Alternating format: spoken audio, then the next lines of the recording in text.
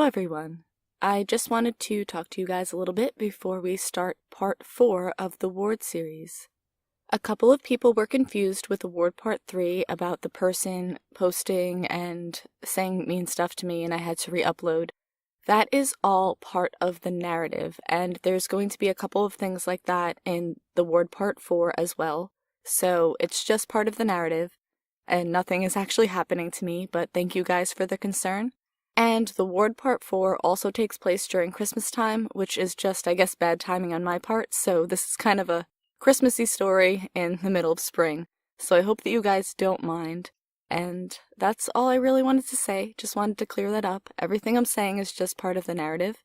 And if you haven't been following the series, the links to all of the parts will be in the description box down below, as well as, I believe I'll put them in the pinned comment, and there will be cards throughout the story so you can catch up if this is your first time coming across this.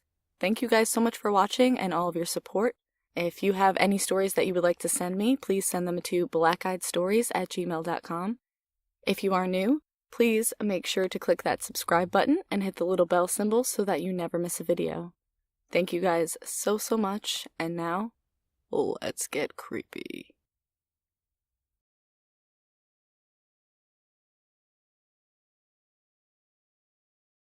Sorry for not posting in a couple weeks. Things have been kind of crazy on my end, mostly with work and the holidays. I will say that along with this story, I also have some relieving news. So far, any and all threatening PMs have ceased.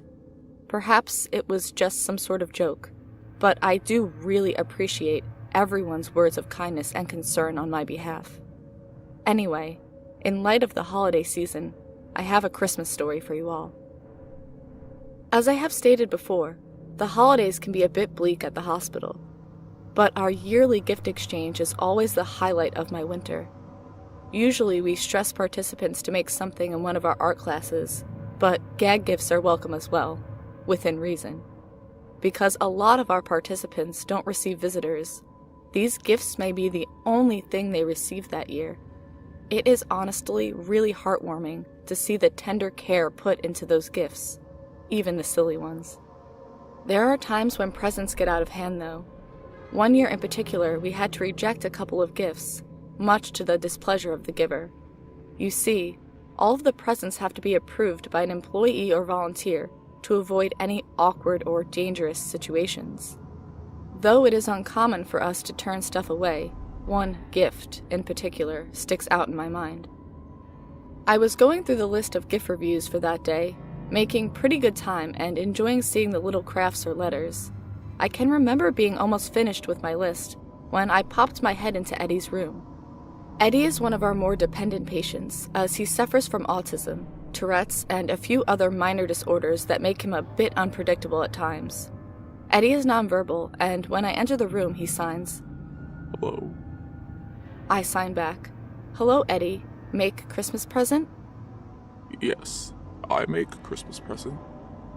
I see present? "No." No? He puts his hands over his pillow that is laying on the bed beside him, looking guiltily away from me.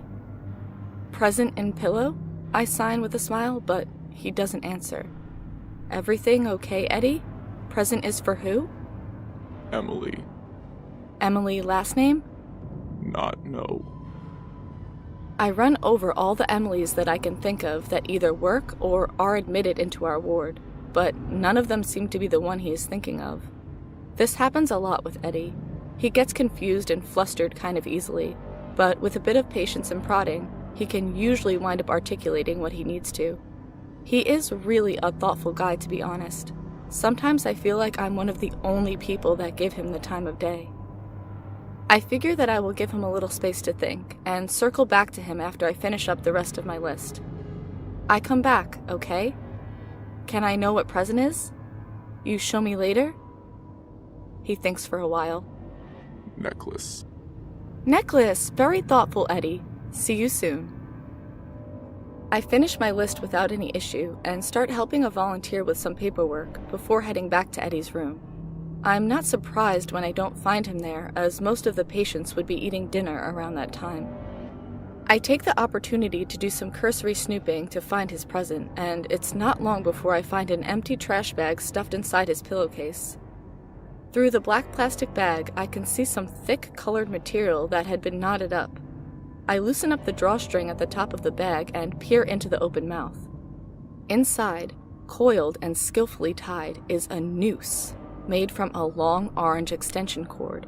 It's old and worn to the wire in some places, like the cables found in the maintenance closets in the dungeon. The noose has been wound up and tied off with ribbons and a bow, and attached to the bow is a small folded piece of college-ruled paper. I nervously fish the loop out of the bag and retrieve the note.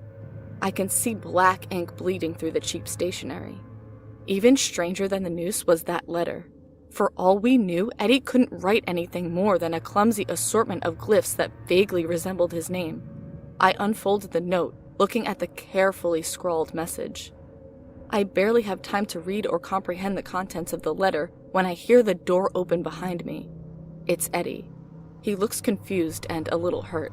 I fumble to get the noose back into the bag to free up my hands to sign, but he beats me to the first word. Why you open? He asks. I need open. Hospital rules. You know that. He frowns. It's surprise. I point to the bag and he nods. I manage to muster up a stern face. Who gave this to you? No one. No lies. Need to know. This is no good, Eddie. Who? No one. Who made? Nurse? Patient? Patient. Did Emily make it? No. Present for Emily. Who make? His eyes are darting between me and the bag, and I can see his fingers flitting uncomfortably. I make.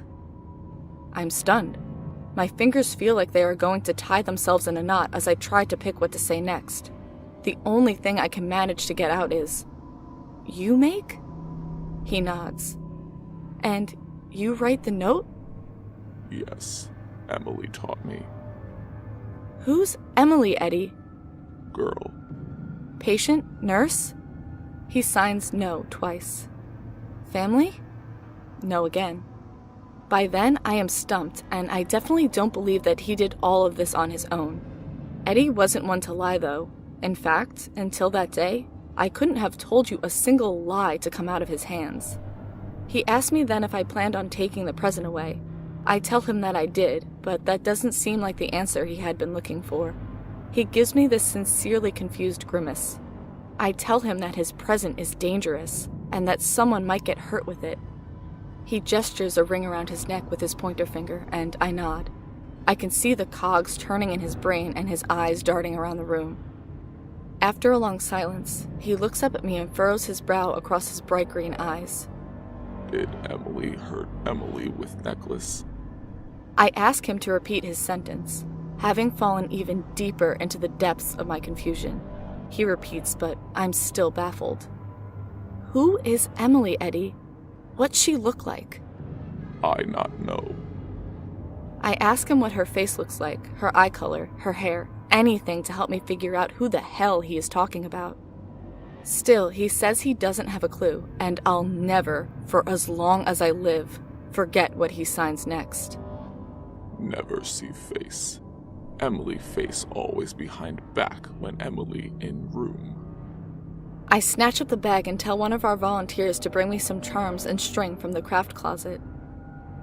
That night, after retrieving the note and disposing of the old extension cord, Eddie and I made a new necklace for Emily from the supplies I had gathered. It turned out really pretty, actually. I even brought him a small jewelry box to put it in. We set the box on his windowsill, and I slid the letter he had written underneath the tiny parcel. In the morning, the package was nowhere to be found, but the note was still there, right where he had left it. The note read, Emily, sorry your necklace broke. I made you a new one. Merry Christmas. Eddie.